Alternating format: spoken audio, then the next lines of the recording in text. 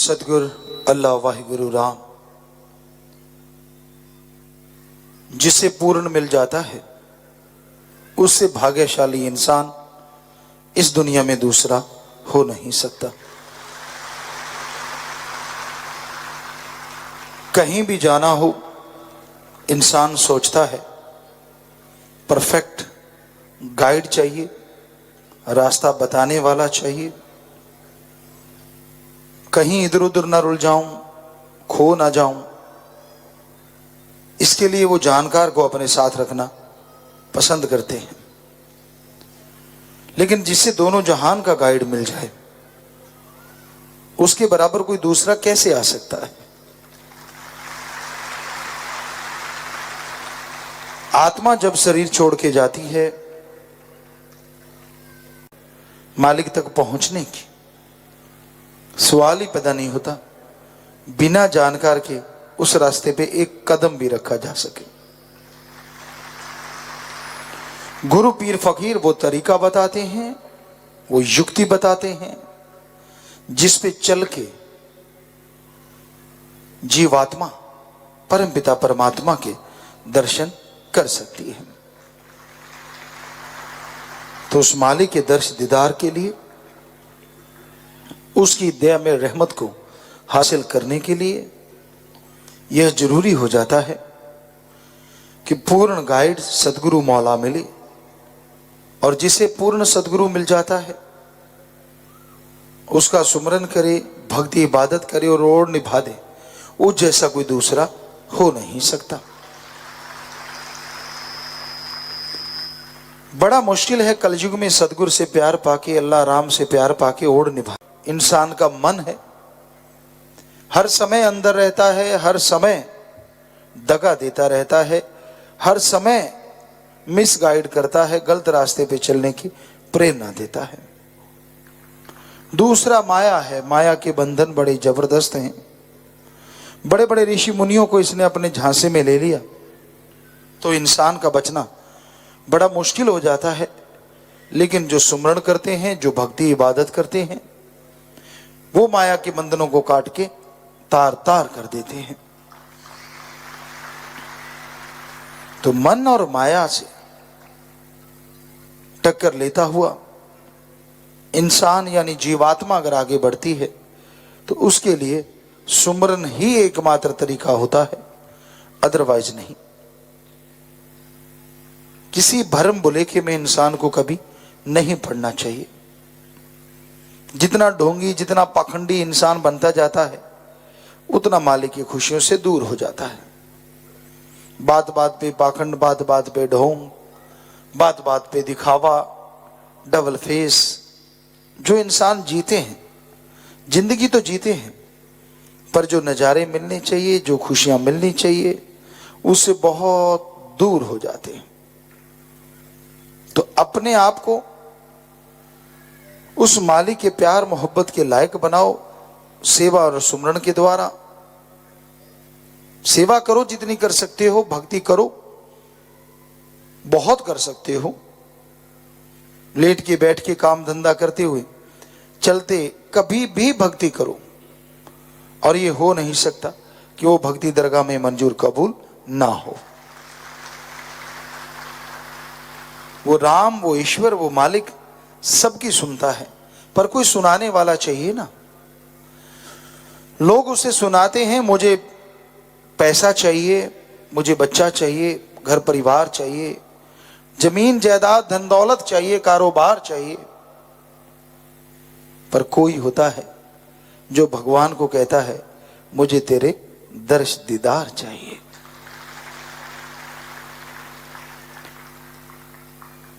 माँ है, बाप है, अपने बच्चों के लिए कितना करते हैं। और कहते माँ जरा सा बच्चा रोए तो दूध पिला देती है। तो जो माँ बाप को बनाने वाला भगवान है, कोई उसके लिए तड़पे तो कैसे नहीं चल के आएगा और क्यों नहीं दर्श दीदार देगा। उसका तो काम ही दर्श दीदार देना है। वो तो दे रहा है, अब भी कण कण में, जर्रे जर्रे में मौजूद है, पर उसके लायक आंखें बनानी पड़ती हैं। सो अखियां बिन जिन रसींदो मां पीरी। वो आंखें और हैं जिनसे उस परमपिता परमात्मा के दर्शन किए जा सकते हैं। आंखें यही होती हैं, इनमें राम नाम की दवा डालो, ईश्वर अल्लाह वाहिगुरु राम के नाम की भक्ति इबादत की दवा डालो, तो ये आंखें जैसे ही दुनिया की तरफ से बंद करोगे, अंदर की खुलेंगी और परमपिता परमात्मा के सतगुरु के नूरी स्वरूप के दर्शन होंगे। लेकिन जब आंखें ही इंसान की कहीं और खो जाएं, आपने एक भजन सुना होगा, नया अखियां बनज करेंदियां तेरी अखा बनज करन। सो वास्तव में है, भगवान की आंखें बनज करती हैं, सतगुरु पीर फकीर की आंखें बनज करती हैं, तो बिछड़ों हुओं को जोड़ देती हैं, टूटे हुओं को मरहम लगा देती हैं और जुगों जुगों से बिछड़ी जीवात्मा को मालिक के दर्श दीदार के लायक बना देती हैं। पर इंसान की आंखें ये भी तो बनज करती हैं, ठगी का, बेईमानी का, चुगलखोरी का, रिश्वतखोरी का, भ्रष्टाचार का, काम वासना का, क्रोध का, लोभ मोह अहंकार का। इंसान कहां खड़ा है, क्या कर रहा है, कुछ पता नहीं, और कब उसकी आंखें चुगली खा जाएं ये भी कुछ पता नहीं। हराम कितना जबरदस्त है ये बात, और इसी एक लाइन में पूरी भक्ति छुपी हुई है। बात ही खत्म। रख वर्ज जरा इन अखियों, इधर सुन, कहते हैं स्यापा पै गया, उसका घर अच्छा, भगवान को गाली देनी शुरू, इसका इतना अच्छा बना रखा है, मेरा कुटिया है, मैंने क्या तेरा ऐसा कुछ बिगाड़ा है। तो इंसान का बुरा हाल है आज के दौर में। ये आंखें पता नहीं कहां से कहां, कहां से कहां, कहां से कहां, अच्छे भले भक्ति मार्ग में सत्संग में आके इंसान जो ऐसा कुछ करता है उसे शारीरिक और मानसिक तकलीफ आती ही आती है। जब कहते हैं पति बरता, पति के बिना कोई दूसरे को देखती नहीं, या पति भी पत्नी बरता होता है हमारे समाज में, वो भी किसी तरफ ध्यान नहीं देता, तो जो भगवान से राम से प्यार करने वाले उनका भी तो उसी के बच्चों से निस्वार्थ बेगर्ज और मालिक से जबरदस्त प्यार होता है। उनकी आंख में और कोई दूसरा आता ही नहीं। क्या है गंदगी का पुतला, क्या ले लोगे आप, कितना कुछ ले लिया आपने, उसका हिसाब किताब होगा शायद आपके पास। आंखें घुमा घुमा के पता नहीं कितना कुछ हासिल किए बैठे हो, पर रिजल्ट जीरो का जीरो ही है। काश यही आंखें एक ही जगह टिका के उसके दर्श दीदार में, उसकी भक्ति इबादत में लगाते तो ना कोई अंदर कमी रहती, ना कोई बाहर कमी रहती। क्योंकि राम से जो प्यार करते हैं, राम बिना कहे उनके काज संवारा करते हैं।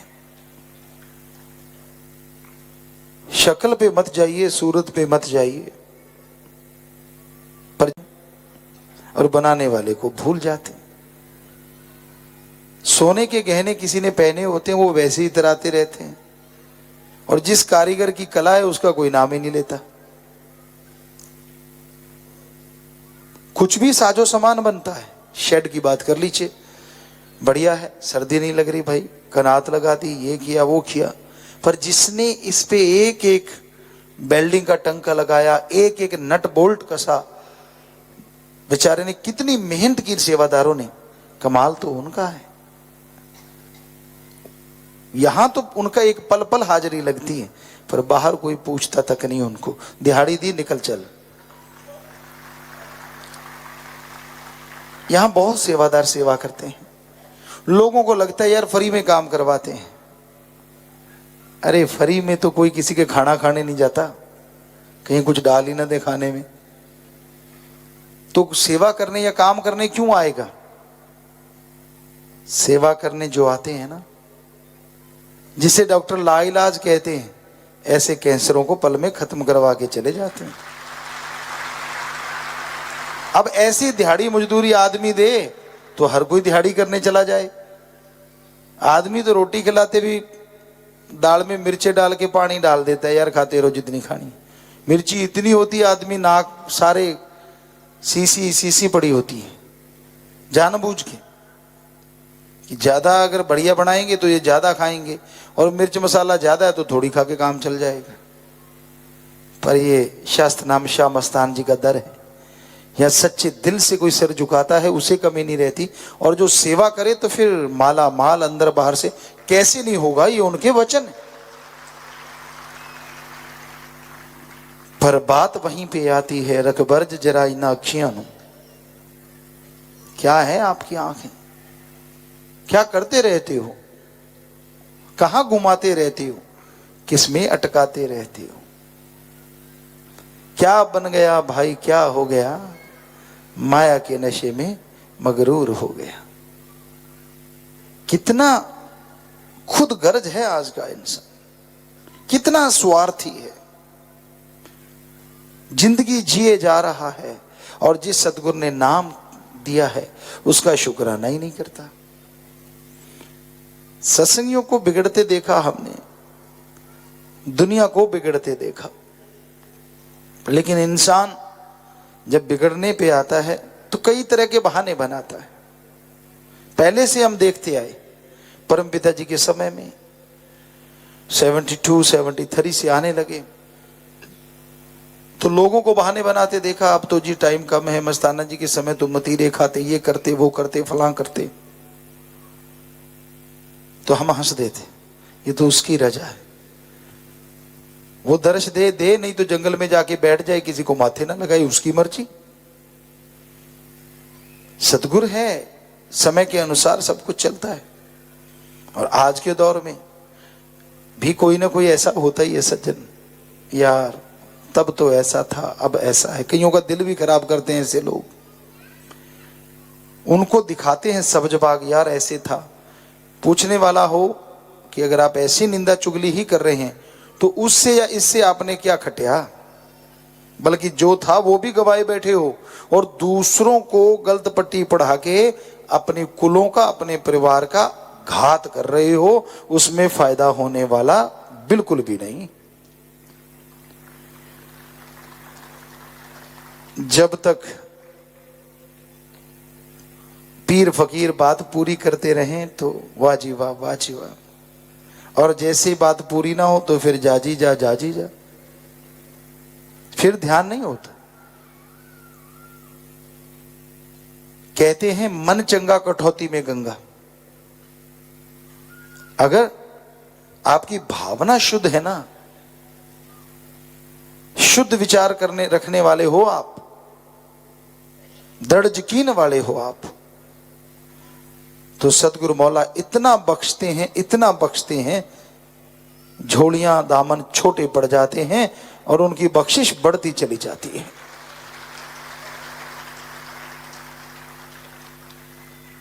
इसलिए दृढ़ यकीन रखो, आंखें उस परम पिता परमात्मा सतगुरु मौला राम के लिए रखो। हम ये नहीं कहते दुनिया को ना देखो, सब उसी का रंग राग है, उसी का साजो सामान है, पर ऐसा ना हो आंखें कहीं अटक जाएं, रास्ता भटक जाएं, और जिसे पाना था वो कहीं और रह जाए और आप कहीं और रह जाएं। जिस ट्रेन पे चढ़ना है उसकी मंजिल का पता जरूर कर लो, और आप करते हो,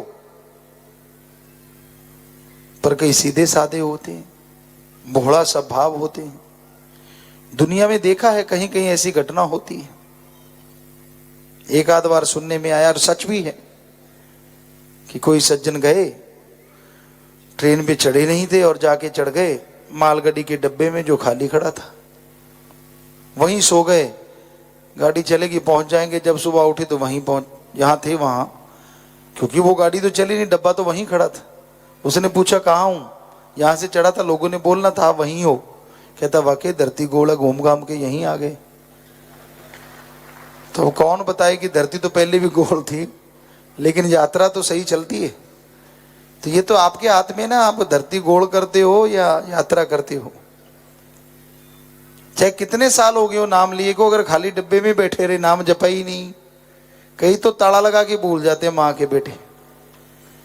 उन्हें ये भी पता, इतना पता होता है कि नाम लिया हुआ है, जाप जूप का तो कोई कभी जिक्र ही नहीं। हाँ सबको पता है ठप्पा लगा नाम ले रखा भाई, सारे देखते अच्छा ये तो नाम बड़ा है, पर नाम से कभी काम लिया है, कभी सुमरण किया, भक्ति की, कभी अंदर राम के प्रति इश्क जागा? अगर जागा तो ना माया भागे और ना मन भागा। शास्त्र नाम श्याम मस्तान जी का ऐसा रहमो करम होता है।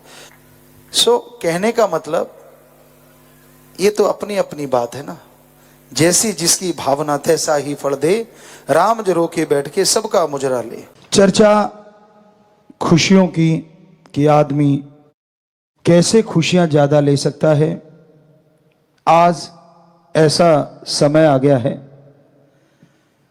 कि परिवार टूट रहे हैं, बच्चे बड़ों की नहीं सुनते, बड़े इसलिए टेंशन में हैं कि उनकी कोई सुनता नहीं, और बच्चे इसलिए टेंशन में हैं कि उनके ऊपर उनकी राय थोपी जाती है, उनके ऊपर जबरदस्ती की जाती है, जैसा वो चाहते हैं उसको जीने नहीं दिया जाता।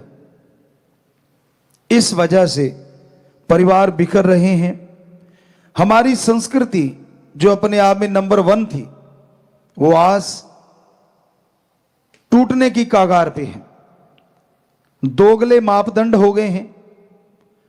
पुरुष जो है वो चाहता है मैं आजाद घूमूं, मैं फॉरेन कल्चर को अडेप्ट कर लूं, मेरे लिए कोई बंदिश ना हो, मैं कहीं भी घूमूं, कहीं भी चरूं, मुझे ना रोका जाए।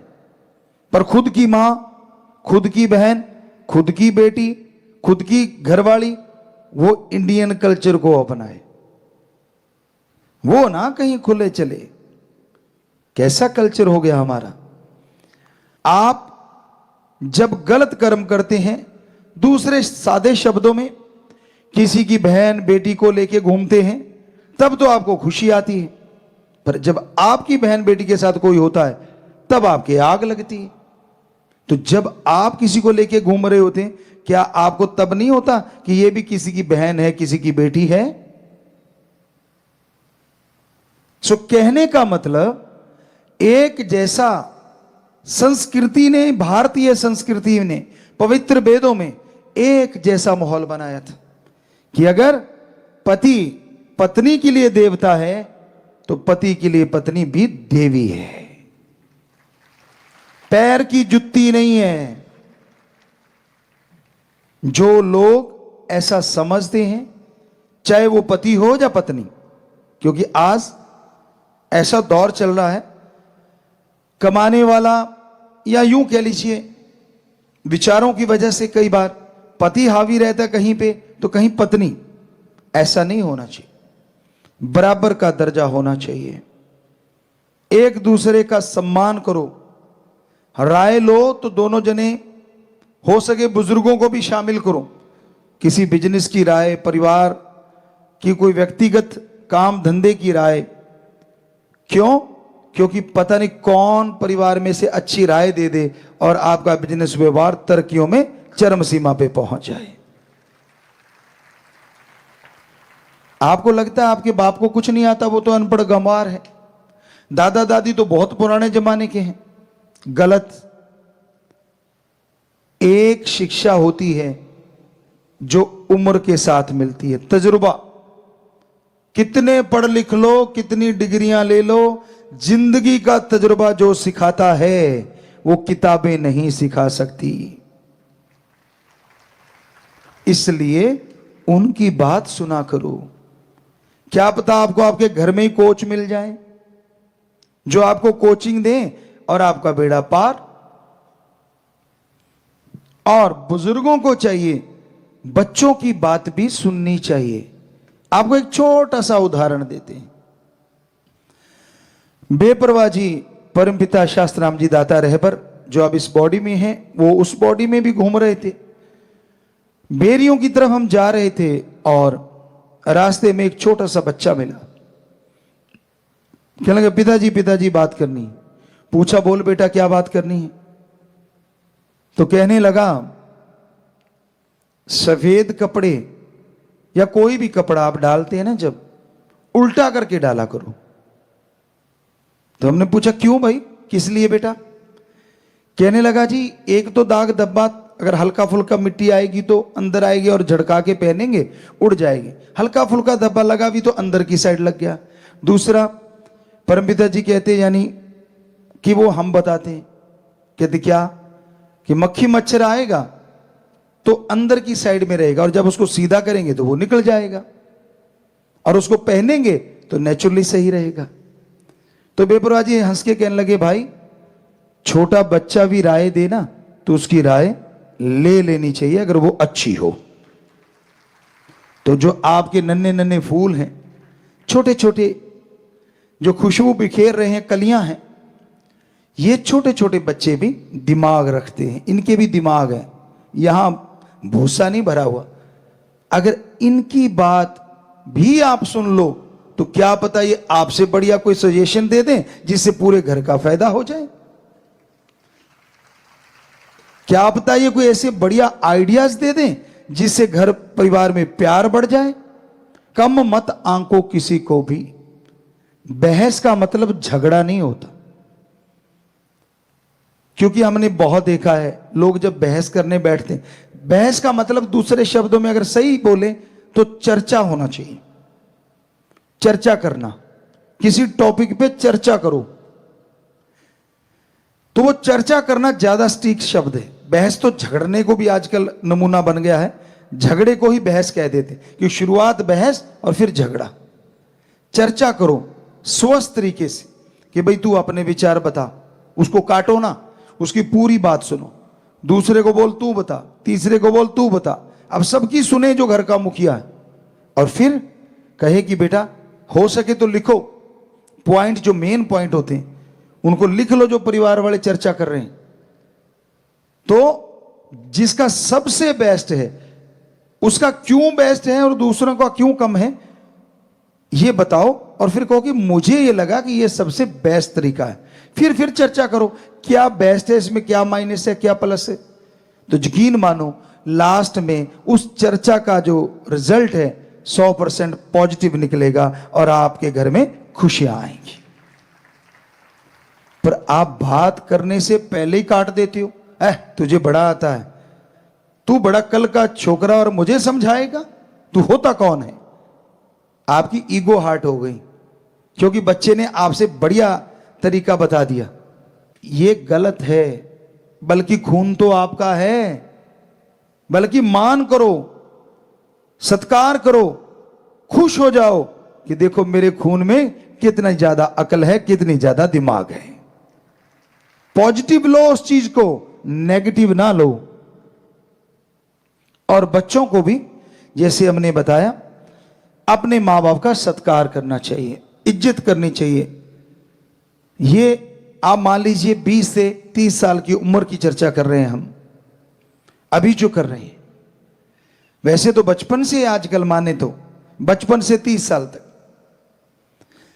बुजुर्ग कोई बात नहीं समझ पा रहे, आपके मां बाप, दादा दादी, नाना नानी, मतलब बुजुर्ग आपसे बड़े, तो आप बजाय उनको नीचा दिखाने के बच्चों प्यार से, सत्कार से, इज्जत से बात करो।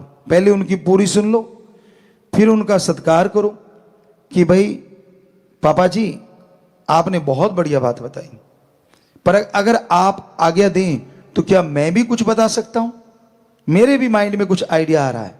तो हमें लगता है उनकी ईगो हार्ट नहीं होगी, अहंकार को ठेस पहुंचती है ना, तब गड़बड़ होती कि मैं बड़ा तू छोटा, तू है क्या।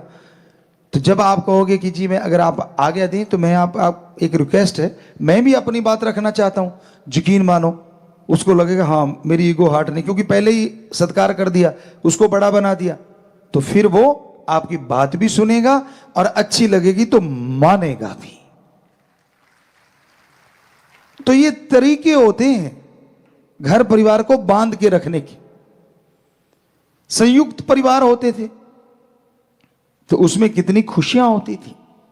तो कहने का मतलब संयुक्त परिवार जो होता है ना, बड़े फायदे होते हैं। मान लो 2 भाई हैं, इकट्ठे रह रहे हैं, आगे 2 बच्चे हैं, तो उनमें से एक भाई नौकरी करता है, दूसरा भाई अगर मान लो खेती बाड़ी या कोई थोड़ा बिजनेस करता है, तो कहते हैं ना 1 और 1 11 हो जाते हैं और एक ही रह जाता है। और दूसरी बात, खास करके सत्संगियों को, हम अपने उन बच्चों को जो राम नाम से जुड़े हैं जरूर हाथ जोड़ के कहना चाहेंगे कि अगर आप 2-3 भाई हो, इकट्ठे रह रहे हो, तो 2 लोग अगर घर का काम कर रहे हैं और एक सेवा के लिए फ्री हो सकता है, तन मन धन से परहित परमार्थ कर सकता है। बदल बदल के करते रहे ना, एक बार एक आ गया, दूसरी बार दूसरा आ गया, तीसरी बार तीसरा आ गया। और आज के युग में, आज के समय में परहित परमार्थ, अपने को छोड़ के सारी सृष्टि का भला करना, अपना तो करना ही होता है, वो तो एक आत्मिक मालिक ने शक्ति दी है कि आप आत्मिक रक्षा करें, आत्मरक्षा, वो तो करना ही है। लेकिन फिर अपने को छोड़ के परहित परमार्थ करने वाला कोई कोई है। अगर सारी जनसंख्या देखें तो वीडियो बनाने वाले मिल जाएंगे, एक्सीडेंट हुआ पड़ा है, खून निकल रहा है, कोई किसी को मार रहा। अभी पीछे एक हमने देखा, शरेआम दिल्ली में एक राक्षस प्रवृत्ति का बच्चा एक बिटिया पे चाकू बरसा रहा था, वो बड़ा हाईलाइट हुआ था, हमने टीवी पे देखा। तो वहां लोग आ रहे हैं, जा रहे हैं, किसी ने कोई वीडियो बना रहा है। अरे लानत ऐसे लोगों पे और लानत उनके शिक्षा पे। क्यों नहीं 2-4 ने मिलकर उसको पकड़ लिया, उसके पीछे से जाते और बाजू काबू कर लेते, बात खत्म। लेकिन नहीं, मरने दिया। यहां तक नहीं, उसने पत्थर उठा के वो जो किया, ये रोंगटे खड़े करने वाली घटना थी। लेकिन वहां लोग ऐसे जा रहे थे जैसे कोई बात ही ना हुई हो। कहां गई हमारी संस्कृति, कहां गई हमारी इंसानियत, जिसके बल पे हमारी संस्कृति पूरे वर्ल्ड में नंबर 1 है। हमें खुशी हमारे 6.5 करोड़ बच्चों पे, खास करके उन बच्चों पे जो ऐसे समय में इंसानियत को नहीं भूलते और लोगों की मदद करते हैं। चाहे बाढ़ का पानी हो, चाहे भूकंप आया हो, प्राकृतिक आपदा या ऐसी कोई चीज दिख जाए, वो नहीं पीछे हटते। एक्सीडेंट हुआ पड़ा है, उसको उठा के हॉस्पिटल पहुंचाएंगे। जब हमने शुरू किया था, शुरू में कुछ बच्चों को परेशानी भी आई, क्यों वो लेके जाते थे, लोग उन्हीं को बिठा लेते थे कि तू, तेरी गाड़ी से तो नहीं हुआ एक्सीडेंट, औरों की छोड़ो, हम अपनी बात सुनाते हैं आपको। राजस्थान में श्री गंगानगर साइड से हम होते हुए गुरुसर मोड़िया जा रहे थे। तो जैसे ही सुखाड़िया सर्कल है, वहां से निकले, बुद्रवाली से आए थे, गंगानगर में किसी घर गए थे, तो वहां से निकले, हमारे आंखों से थोड़ा सा दूर बस ने बैक मारा और एक बाइक पे बच्चे थे, तो वो तड़ाक से नीचे गिरे। तो गिरते ही हमारी गाड़ियां नजदीक पहुंची, तो हमने सेवादारों को बोला कि भाई पीछे से इनको उठा के हॉस्पिटल पहुंचा दो और इनका इलाज करवाओ। अब हम तो ये कह के चले गए, गुरुसर मोड़िया पहुंच गए। अगले दिन पुलिस आती है, पता नहीं उसी दिन शाम को, सारी गाड़ियां चेक कर ली, एक एक गाड़ी चेक करके फिर कहते गुरुजी वाली भी चेक करनी। हमने कहा करवाओ। वो गाड़ियां भी चेक कर ली, कहते हाँ आपने तो एक्सीडेंट नहीं किया। हमने कहा हमें जरूर मिला ना, हमें मिले वो सज्जन। हमने कहा भाई तू उनको क्यों नहीं पकड़ता जिन्होंने किया है? और बस के अंदर जो लोग थे उन्होंने भी गवाही दी कि बस वाले ने ठोका है।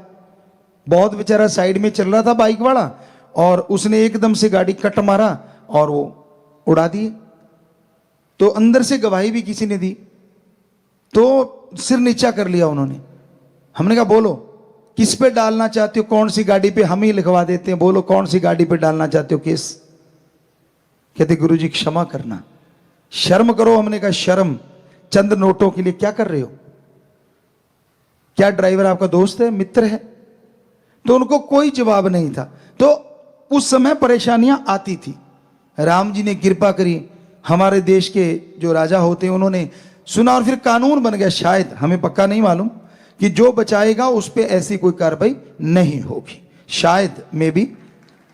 तो अब साध संगत जबरदस्त तरीके से लोगों की जान बचा लेती है जो एक्सीडेंट में पड़े होते हैं या डूब रहे होते हैं, तो बड़ा अच्छा लगता है। तो ये इंसानियत की सेवा के लिए अगर आपके परिवार का एक मेंबर आ गया, वो सेवा कर रहा है, और यकीन मानो घर का एक या दो लोग जो बिजनेस कर रहे हैं, वो जो सेवा कर रहा है ना, आपके बिजनेस में भी हो सकता है दुगना चौगुना मुनाफा हो जाए और शारीरिक तंदुरुस्ती ताजगी भी जरूर आएगी।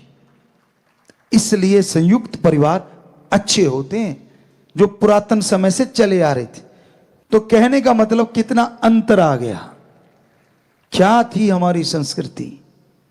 हमारे गांव में हमने देखा, हमें बचपन से लेके आज तक राजनीति में ना कोई इंटरेस्ट था ना है, तो पर फिर भी आपको एक बात बताना चाहते हैं। छोटा सा गांव, 774 या 80 90 ऐसे कुछ वोट थे।